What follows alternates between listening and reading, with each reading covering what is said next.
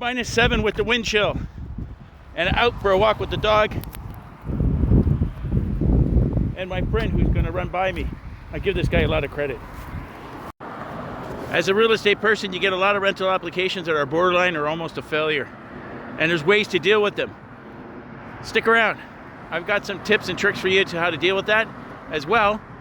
Like, follow my videos, and you know what? DM me on the side if you want to talk offline. Everybody wants a AAA tenant. They want the perfect person. Who blames them? Nobody wants to get a guy that's going to be in there, is going to be a deadbeat, not pay the rent, and damage the property, which is the biggest thing. A AAA tenant, it's not violent, is a person that has a credit score that's in the 700s.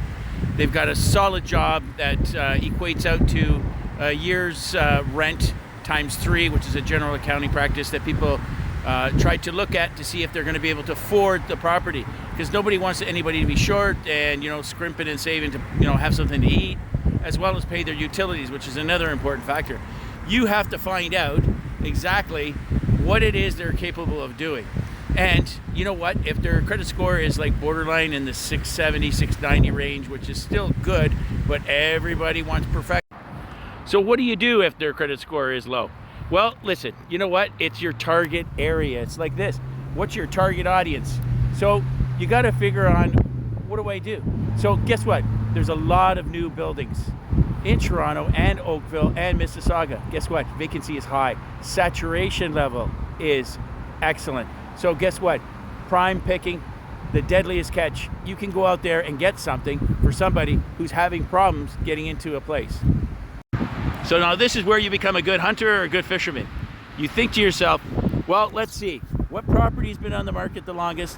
What property is overpriced as far as the lease is concerned? And that's who you go after.